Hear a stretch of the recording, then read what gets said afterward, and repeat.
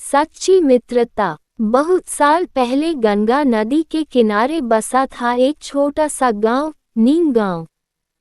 यहाँ के लोग सादगी भरा जीवन जीते थे। बहुत सुंदर था ये गांव। यहाँ के लोग बहुत मेहनती थे। वो लोग एक साथ सुबह खेत में जाते थे, एक साथ खेत में काम करते थे। इस गांव का जीवन बहुत खूबसूरत थी।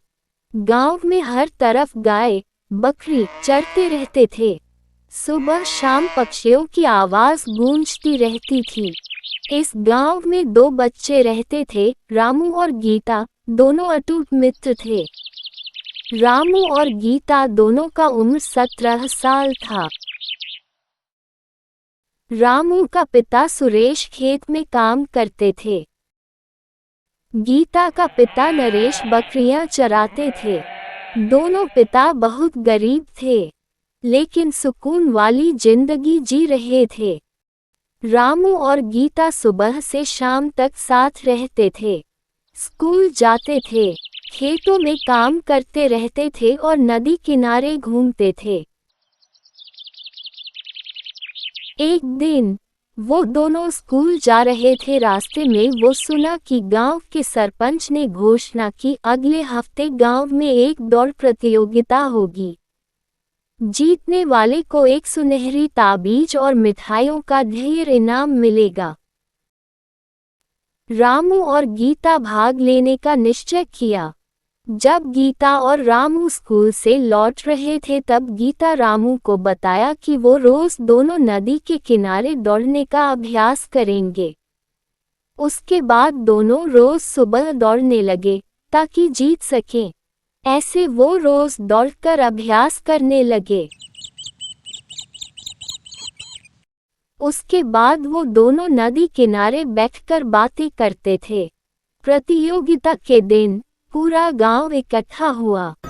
सब प्रतियोगी के लिए शोर मचा रहे थे।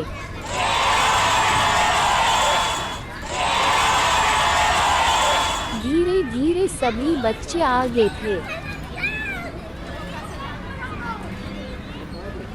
रामू और गीता दोनों उत्साहित थे। दौड़ शुरू हुई। सभी बच्चे तेजी से भागे। सब जोर से भाग रहे थे। अचानक रास्ते में गीता का पैर फिसला और वह गिर पड़ी। उसके पैर में चोट आ गई। रामू आगे बढ़ चुका था, लेकिन जब उसने पीछे मुड़कर देखा कि उसका मित्र जमीन पर गिरा हुआ है, तो वह रुक गया और तुरंत वापस लौटा। आकर गीता के पास बैठा और पूछा, गीता, तुम ठीक हो? रामू ने पूछा। गीता दर्द से कराहते हुए कहा, मेरा पैर मुड़ गया है, मैं दौड़ नहीं सकता। रामू ने उसे सहारा देकर उठाया और धीरे धीरे चलते हुए फिनिश लाइन तक पहुंचाया। ये देखकर गांव वालों ने जोर जोर से तालियां देना शुरू कर दिया। इस बीच बाकी बच्चे दौड़ जीत चुके थे। गांव वालों ने रामू की सच्ची मित्रता देखी और सरपंच ने घोषणा की, आज की सच्ची जीत रामू की है, क्योंकि उसने दौड़ से ज्यादा महत्व अपने मित्र की मदद को दिया। सभी ने फिर से तालियां बजाईं और रामू को इनाम दिया गया। गीता ने मुस्कुराते हुए कहा, तुम सच में सबसे अच्छे दोस्त हो, रामू।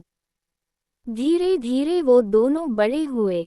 रामू और गीता हमेशा के लिए दोस्त बनकर रह गए।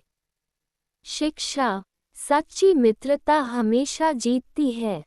जीत से बढ़कर अपनों की मदद करना होता है।